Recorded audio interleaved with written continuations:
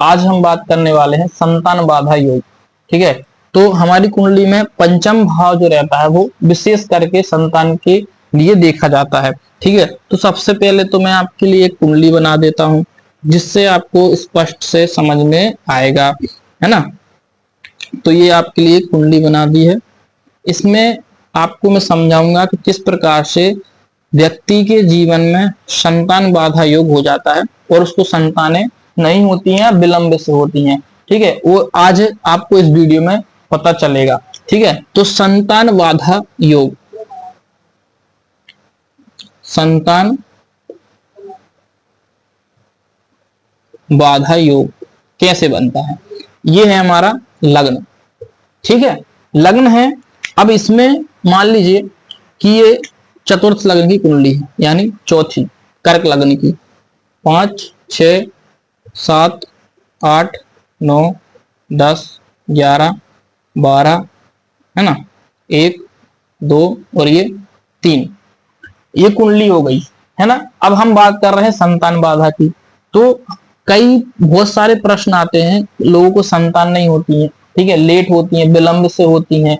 ठीक है, तो उसका कारण है हमारा पंचम भाव, ये है संतान का भाव। यहां से हम प्रेडिक्शन करेंगे कि हमारा जो बच्चा है यानी हमारी जो संतान है वो कब होंगी, है ना, और क्यों नहीं हो रही है, क्या समस्या है, क्या बाधाएं आ रही हैं। ठीक है, तो आज इसी विषय में हम चर्चा करेंगे। और भी योगों की वीडियो विशेष जो काल सर्प योग है, मांगलिक योग है ना, इसकी वीडियो मैं अपने चैनल पर डाल चुका हूं, आप वहां पर जाकर के देख सकते हैं। वीडियो शुरू होने से पहले चैनल को सब्सक्राइब करिए और लाइक शेयर जरूर करिएगा। यदि आप भी अपनी कुंडली दिखाना चाहते हैं, संतान से संबंधित किसी को भी कोई प्रॉब्लम है तो उसकी डेट ऑफ बर्थ शेयर कर सकते हैं। ठीक है, यहाँ पर हम बात कर रहे हैं संतान बाधा योग। ठीक है, तो संतान के लिए सबसे पहले जो देखा जाता है वो है पंचम भाव। ठीक है, अब हमारे जीवन में क्यों आती है संतान बाधा, क्योंकि पंचम भाव पे पाप प्रभाव हो जाता है, पाप ग्रहों का प्रभाव। कैसे संतान बाधा आ जाती है, जैसे व्यक्ति की ये कुंडली है, ठीक है, पंचम भाव से संतान का विचार किया जाता है। अगर पंचम भाव पे पापी ग्रह हो, ठीक है, पापी ग्रह, है ना, पापी ग्रहों का प्रभाव होगा तो संतान बाधा योग होगी। जैसे कि मान लीजिए यहां पर शनि विराजमान हो गए, है ना, तो शनि जो है देरी का कारक होता है। ठीक है, यहां पर इस पत्रिका में जिसकी भी पत्रिका होगी और शनि पंचम भाव में बैठा है तो संतान होगी लेकिन विलंब से होगी। ठीक है, यहां पर मंगल बैठ जाए, है ना, सूर्य बैठ जाए, ठीक है, यहां पर या फिर दृष्टि, अब राहु यहां है तो केतु यहां बैठ जाएगा, तो राहु केतु की जो राहु की दृष्टि हो गई, केतु का प्रभाव हो गया, पापी ग्रहों का प्रभाव हो गया पंचम भाव पे। अब पापी ग्रहों का प्रभाव होने से हमारे जो कुंडली है उसमें संतान बाधा योग हो जाता है। ठीक है, क्योंकि पंचम भाव से संतान का विचार किया जाता है।